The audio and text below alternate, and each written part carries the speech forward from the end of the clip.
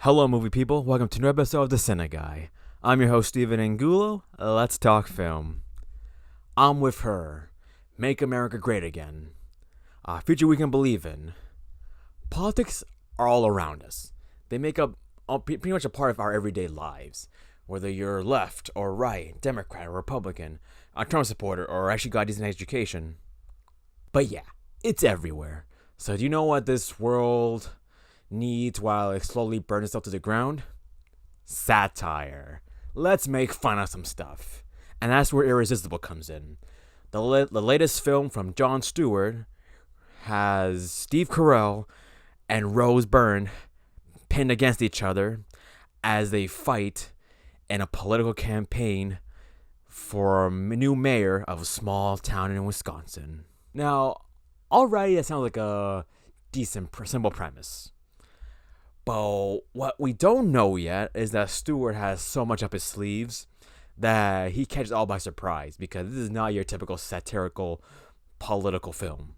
Now let's see, we have Steve Carell playing a Democratic consultant trying to help a veteran farmer become the new Democrat mayor in a small, simple town, which I believe has mostly Republican values.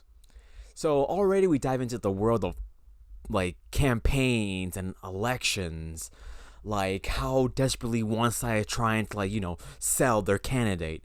And then comes Rose Byrne, who plays the Republican, and she's pretty much there to torture Steve Carell. She's all like, oh, you're trying to get a Democratic candidate. Well, I got a Republican guy right here who's the current mayor. So so yeah, from appeasing small crowds to displaying so many different promises, it's amazing to see the road that people go through in political campaigns. Like, you can only imagine how presidential campaigns go, because you're trying to sell your candidate to the whole country. This is just a small town, so it kind of feels like a small battle, but it's an all full-out war between these two. However, this film may be, them going head-to-head on their campaigns, but there is a major twist at the end that nobody saw coming. Not even me. I was surprised. As it turns out, the small town planned that whole election the whole time. That little video of the veteran farmer standing up for immigrant rights, that was staged by his adult daughter just to, get some attention to their small town, which is slowly going bankrupt. So with all the campaigns and the election, all that stuff, and the donations, this town actually made some decent money to keep going, all because of a played out election. So yeah, I gotta give props to that town, because they know how to take advantage of a politics. Look at that. Jon Stewart gave us a film that is pretty much the biggest middle finger to both political parties. Because at first I was cheering for Steve Carell because, the Democrat. It seemed like he was the main center of the hero of the story. But then it turns out he's more of a supporting character. Or more like, I guess, I'm not going to call him an antagonist.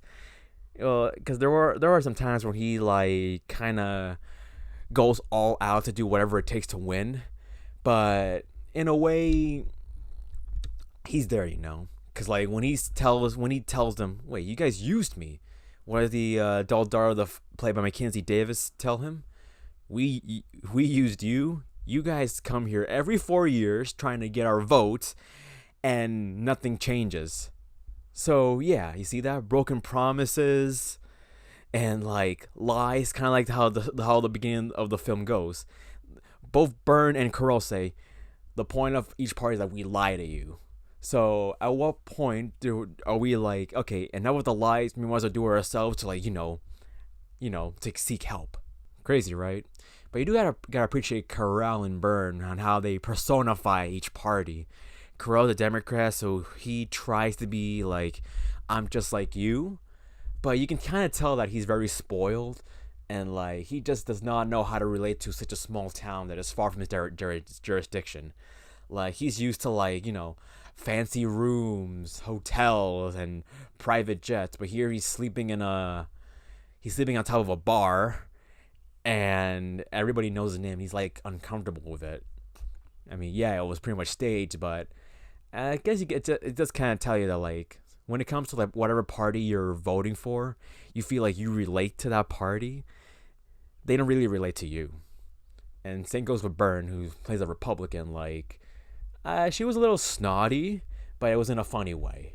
And my gosh, the sexual tension between her and Carell was crazy. I mean, are Democrats and Republicans that are pitting against each other trying to hide something? My gosh, guys, like, just get a room and get it over with. The fate of the country depends on you.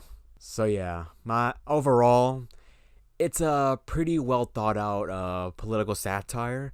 It's not your typical political film, but it works so much different ways by showing that in all these political elections, it's not about whatever party you're in. It's about you. All right, it's about the people and how, like, first of all, stop focusing on trying to sell your candidate and actually try and help people out. Like, so what? We put a guy in the office and then he just forgets. This person just forgets about us. Like, no, I need some compensation, healthcare, a better education system, prison reform, anything. I mean, I put you in that White House, so what am I getting out of it? Just to be clear, the guy we currently have in the White House, I did not put him there. No. Do not hold me accountable for that. That is not my fault. I did not vote for him.